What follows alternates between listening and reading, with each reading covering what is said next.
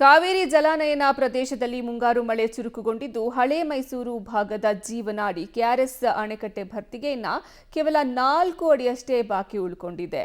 ಇನ್ನು ಹೊರಹರಿವು ಸಹ ಜಾಸ್ತಿಯಾಗಿದೆ. ಹೀಗಾಗಿ ಕಾವೇರಿ ನದಿ ಪಾತ್ರದ ಸುತ್ತಮುತ್ತಲಿನ ಜನರಿಗೆ ಎಚ್ಚರಿಕೆಯನ್ನ ಕೊಡಲಾಗಿದೆ. ಇದರ ಜೊತೆಗೆ ಮಡಿಕೇರಿ ಭಾಗದಲ್ಲೂ ಸಹ ವರುಣನ ಅಬ್ಬರ ಜೋರಾಗಿದೆ. ಈ ಕುರಿತ ಒಂದು ರಿಪೋರ್ಟ್ ಇಲ್ಲಿದೆ.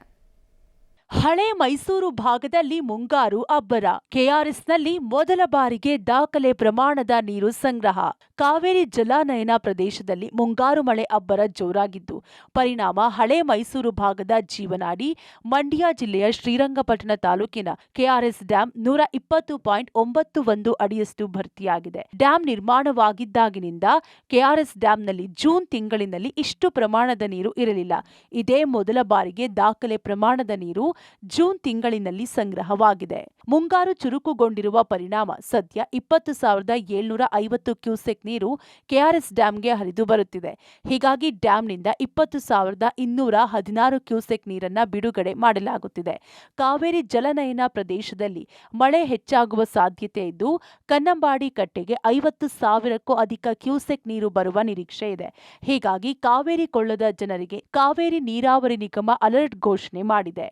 ಅಲ್ಲದೆ ಪ್ರವಾಸಿ ಸ್ಥಳಗಳಿಗೆ ಪ್ರವಾಸಿಗರಿಗೆ ನಿರ್ಬಂಧ ವಿಧಿಸಿದ್ದು, ನದಿಯಲ್ಲಿ ಪಿಂಡ ಪ್ರದಾನಕ್ಕೂ ನಿಷೇಧ ಹೇರಲಾಗಿದೆ. ಕೊಡಗು ಜಿಲ್ಲೆಯಲ್ಲೂ ಮತ್ತೆ ವರುಣಾರ್ಭಟ. ಜಿಲ್ಲೆಯ ಹಲವೆಡೆ ಪ್ರವಾಹ ಪರಿಸ್ಥಿತಿ. ಕೊಡಗು ಜಿಲ್ಲೆಯಲ್ಲಿ ಮಳೆ ಆರ್ಭಟಕ್ಕೆ ಜನರು ಅಕ್ಷರಶಃ ತತ್ತರಿಸಿ ಹೋಗುತ್ತಿದ್ದಾರೆ. ರಭಸವಾದ ಗಾಳಿ ಮಳೆಗೆ ಜಿಲ್ಲೆಯ ಜನರು ಮಳೆಯಿಂದ ಹೊರಬರಲು ಹಿಂದೇಟು ಹಾಕುವ ಪರಿಸ್ಥಿತಿ ನಿರ್ಮಾಣವಾಗಿದೆ. ವಿರಾಜಪೇಟೆ ತಾಲೂಕು ಹಾಗೂ ಪೊನ್ನಂಪೇಟೆ ತಾಲೂಕಿನ ಹಲವೆಡೆ ಮಳೆಯಿಂದ ನಾನಾ ರೀತಿಯ ಅವಾಂತರಗಳು ಸೃಷ್ಟಿಯಾಗಿದೆ. ಅದರಲ್ಲೂ ಬಿರುನಾಣಿ ಹುದಿಕೇರಿ ರಸ್ತೆಗೆ ಅಡ್ಡಲಾಗಿ ಗುಡ್ಡ ಕುಸಿತವಾಗಿದೆ. ಲಘು ವಾಹನ ಹೊರತುಪಡಿಸಿ ದೊಡ್ಡ ವಾಹನ ಸಂಚಾರಕ್ಕೆ ತಡೆಯನ್ನ ಮಾಡಲಾಗಿದೆ. ಇನ್ನು ಮಡಿಕೇರಿ ತಾಲೂಕಿನ ನಾಪೊಕ್ಲು ವಿರಾಜಪೇಟೆ ರಸ್ತೆಯ ಎಡಪಾಲ ಸೇತುವೆ ಬಳಿ ಕಾವೇರಿ ನದಿ ನೀರಿನ ಪ್ರಮಾಣ ಏರಿಕೆಯಾಗುತ್ತಿರುವ ಹಿನ್ನೆಲೆಯಲ್ಲಿ ಇದೀಗ ಗ್ರಾಮಗಳ ಸಂಪರ್ಕ ಕಡಿತಗೊಳ್ಳುವ ಭೀತಿ ಎದುರಾಗಿದೆ.